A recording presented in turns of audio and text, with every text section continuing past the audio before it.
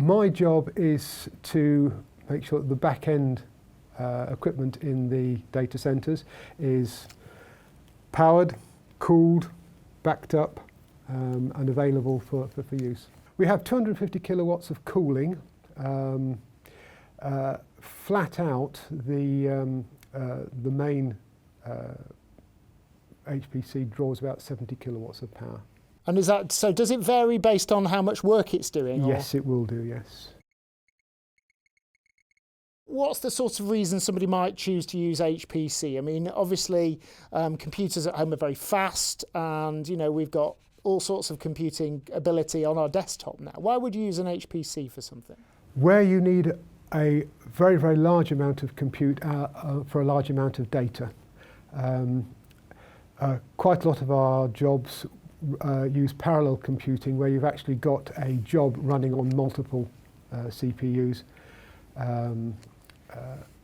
And whereas at home you might have a terabyte or a couple of terabytes of data storage, on here we have 250 terabytes, and for some jobs you could be manipulating multi-terabytes of data.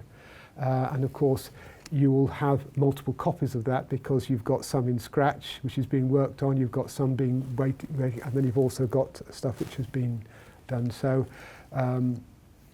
an individual piece of data, I won't use the term piece of data, may be actually in several stages. So so these are the sorts of things that you could possibly, some of those jobs you could run at home, but it would take you days, months, years to do what a job on here may take a couple of hours or even less.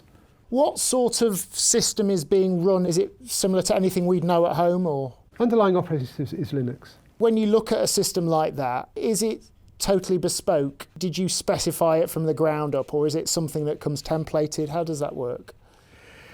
The equipment itself, you have to start off by saying what sorts of jobs do you want to run, because there are a variety of different jobs which will run on an HPC, some which are very data intensive, some which are compute intensive, some require visualization and things like that. So when we specify this, we basically go out to our suppliers to say, these are the jobs that we want to run, this is how much money we have to spend, what can you do for us?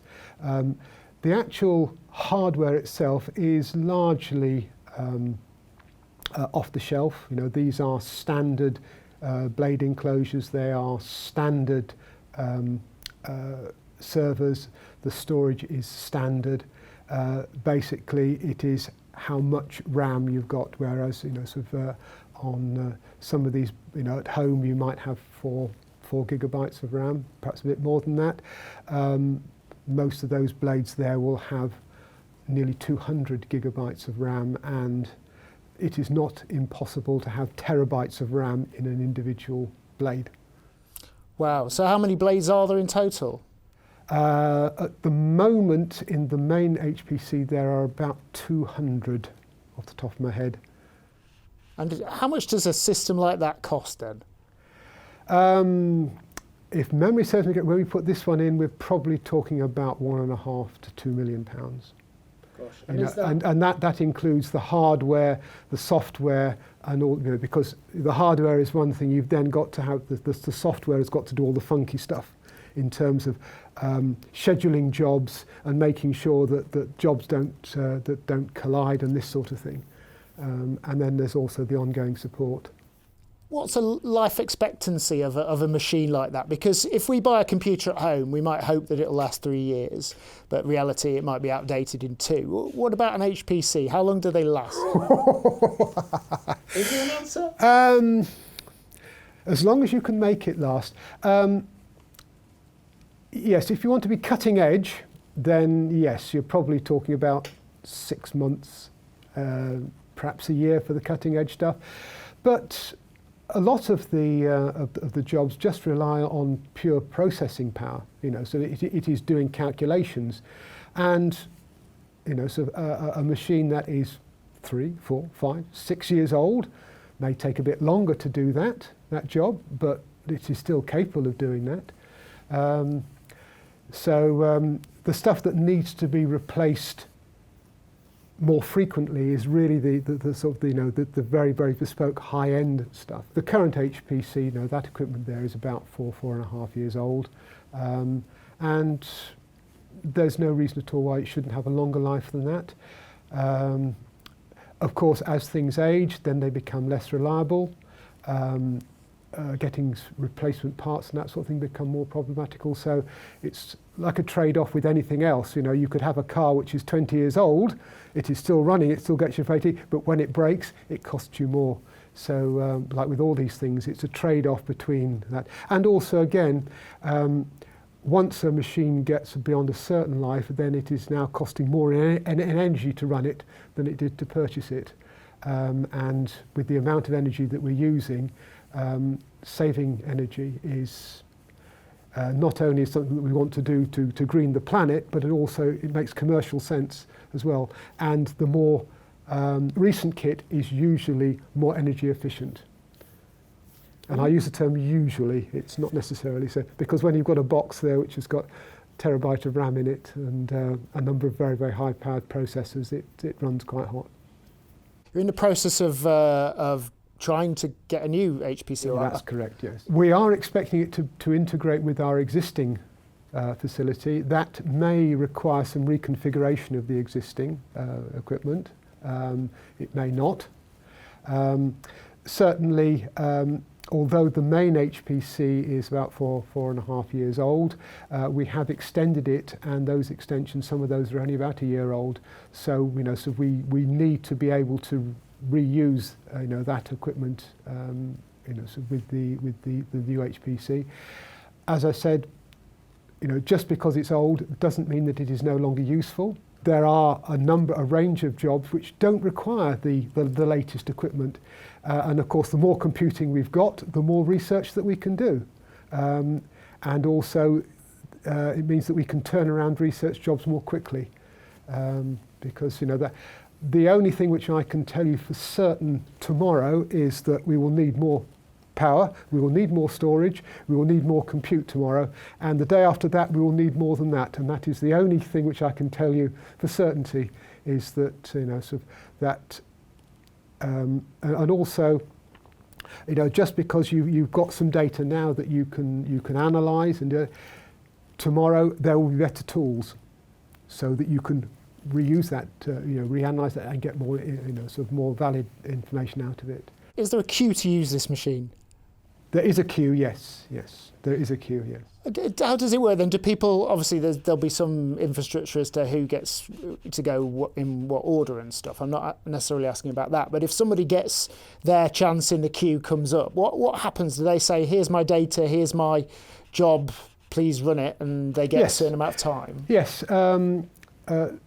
Certainly some jobs are submitted and then they wait in the queue.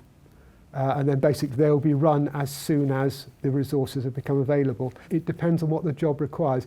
If we're talking about a relatively small job that really requires a small amount of storage or a small number of compute nodes, then that will be run more quickly than a job which may require a large number. It's a bit like a jigsaw. It is, yes. So there is no reason why we couldn't run a job which actually takes the entire facility.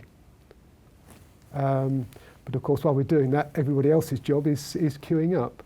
And also as well, because jobs need, the compute in there is not homogeneous. You have some nodes which have got a higher memory specification or a higher processor specification. We've got GPU nodes. So if your job requires a GPU node, then that queue will take longer for that node to become available. So yes, it is a bit of a jigsaw, and we try and process the jobs as quickly as possible. Again, some jobs are over in a day or a couple of days. Some jobs may take much longer than that. Quite often, for example, we have researchers over Christmas, for example, will start a job before that, and then they'll pick up their data when they come back in January. When you get your new machine, which will integrate with this one, Will there be a question of clear a bit of space, put it in, turn it on, off we go? Or, how will it work? Will that one get moved out? And we will expect to put new racks into the spaces that we have in there, install the equipment, and then switch it on. We might have to decommission some of the existing equipment because we have a limited amount of air conditioning, have a limited amount of power, so there may be a phased switch on, but certainly we are not expecting to rip out the existing one, because we have researchers who are running jobs now, so just because we're replacing the equipment doesn't mean that all research activity stops. So we endeavour as much as possible to ensure that we have a facility running through, but it may mean that for a period of time we are running at reduced capacity, but we hope that our researchers realise that there is a short term of pain for a much longer term of gain. When something goes wrong, what happens? Did you get a beeping noise? Does it, is there flashing lights? Do you get an email? What happens if something goes wrong hardware-wise? Right. All of the equipment is monitored, and our support contract basically phones home. So our supplier will get an email at the same time that we do. And generally speaking, if, for example, it is something that can be replaced in the field postal unit, they will send us a replacement disc or something. We will then come and swap it out. For something which is more problematical, they will send an engineer to site. So, for example, it could be that a blade enclosure has failed. So we will need to strip the old one out and put the new one in. That will then need configuration to integrate with the rest of the system. So that would normally be a site engineer job.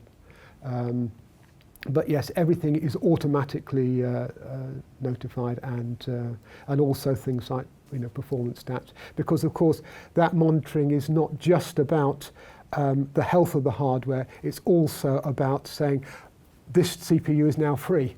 So therefore we can now schedule jobs on that. So it feeds it back into the scheduling system as well.